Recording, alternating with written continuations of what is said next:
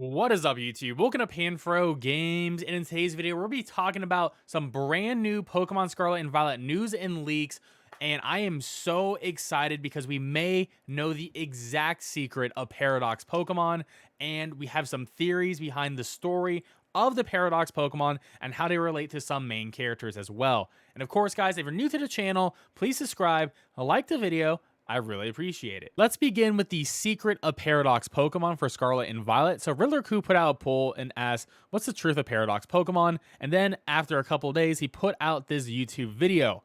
And this YouTube video is a trailer for an anime movie slash a manga series called The King of Thorn. So if you've never heard of King of Thorn, it's actually really good if you want to check it out. Highly recommend it. But King of Thorn is essentially about humanity in a dystopian world, and they're being attacked by these monsters when they wake up from cryo sleep.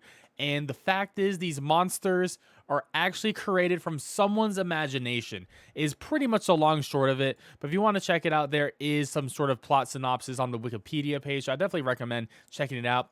But the very important thing is, essentially, there's this virus called Medusa, and reading this from the wiki, experimenting on her and the Medusa during the time they employed a hacker named Zeus as their security specialist.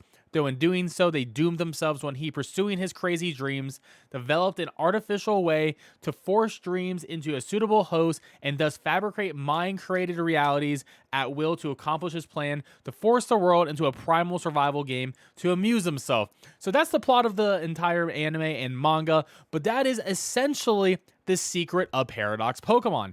So what does that really mean? Well, essentially, all these Paradox Pokemon came from someone's imagination. So someone created these Paradox Pokemon either willingly or unwillingly, or maybe it was the third legendary who created the Paradox Pokemon by dreaming them up.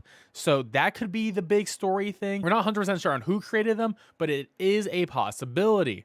And essentially, there's other hints to this, like Ed Sheeran's new music video called Celestial for Pokemon, which is going to be in the game and is actually going to play during the climax of the plot. And essentially, that music video, if you didn't see it, features imaginary Pokemon having an effect on reality. So a lot of this is all making sense. Even from a past Riddler Coup tweet, he does say Paradox, Urban Legends, Past, Future, Truth, BM. Just a lot conspiracy theories, dreams come true, should have not existed, boom. He's been hinting at this for a long time, and now we know it's actually imaginary Pokemon that have come to reality. So they are not past forms, they are not future forms, they are just imaginations. And because these Pokemon are coming from another Pokemon's imagination or a person's imagination, it sort of makes sense why the leaked Pokemon that we saw, which is Paradox Jigglypuff and Paradox Amoonguss, look very similar to their non-Paradox counterpart. And that is because, well, maybe they're trying to remember what a normal Jigglypuff and a normal Amoonguss look like, and then they end up with this bit of a twisted version. Sort of makes sense that Jigglypuff has all its normal features, however, it has yellow eyes, and it has fangs now, which is really different.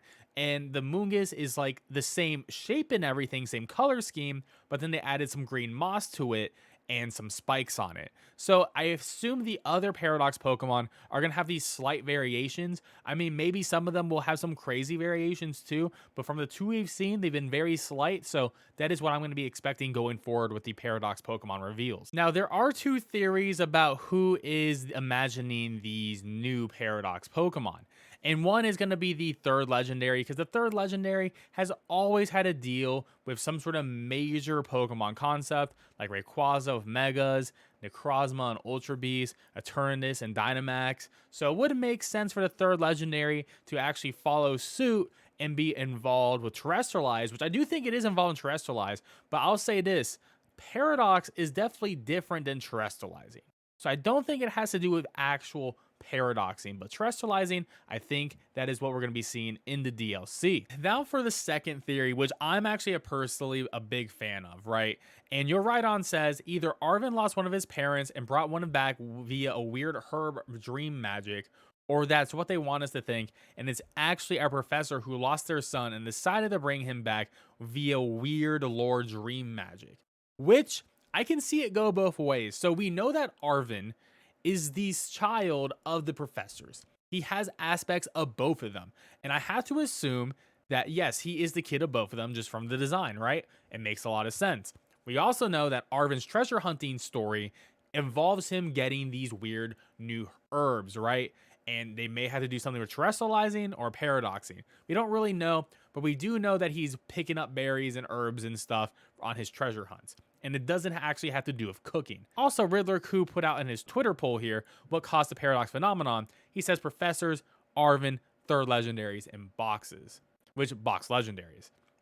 The fact that the professors and Arven are even on this list means they definitely have some sort of relationship to the paradox phenomenon. Well, here is my paradox phenomenon theory. So I believe that the professor is at the core of the paradox phenomenon because their imagination is clearly past focused, prehistoric, or future focused, right? Because each professor is definitely themed like that. So that is sort of what the paradox themes are. Even though they're made from imagination, the imagination was based on either a past or future, still not technically past or future forms, just paradox forms, right? And Arven may also be an imagination because we know that these imaginations exist in real life. The paradox Pokemon are things we can catch and use. Maybe Arven is also an imagination of the professor's kid. Maybe he died or something. Maybe something terrible happened. Riddler Koo said this was the darkest Pokemon story. So I am expecting death to occur within the story or within the lore of the story. So maybe Arven wants to know the secrets of his origins, and that is why he's going to pick up all these fruits. And when he gets enough of these fruits or whatever, he's allowed to enter the paradox world. And then that's how us as a player at the end of the game is going to enter the paradox world. And then we're going to learn what the professor's whole story is going to be, on why they did it. That's sort of like my thinking of it, because let's be real, the Pokemon are obviously past and future themed, right? But they're still paradox Pokemon, and the professors are past and future themed. So it would make sense that the professor is the one imagining this stuff in general.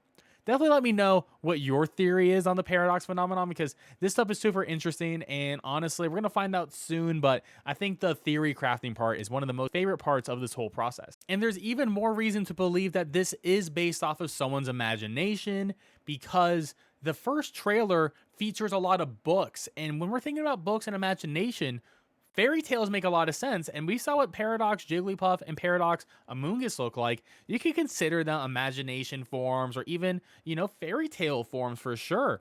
Maybe there's a reason why Paradox Jigglypuff does have vampire-like teeth. Maybe that is sort of like a vampire-ish theme of a fairy tale for Jigglypuff. So it makes a lot of sense if we're going down the fairy tale route. And we actually have official merch coming October 22nd for Pokemon fairy tale stuff. Look at all these books, you know, like fairy tale themed stuff. I mean, I just sort of thinking with the merchandise lining up too now, leading up to a potential fairy tale theme, imagination theme for Scarlet and Violet, I think it just makes a lot of sense that this ties back into the paradox stuff too. Well, guys, let me know in the comment section below, what do you think about my paradox theory? What is your paradox theory? And what do you want from the paradox Pokemon in general? I just really want them to all be good and viable for competitive play at the end of the day. Well, guys, thank you so much for watching this video. I really appreciate it. If you're new to the channel, please subscribe and like the video. I really appreciate it, and I'll catch you guys next time. Peace out, and have a great one.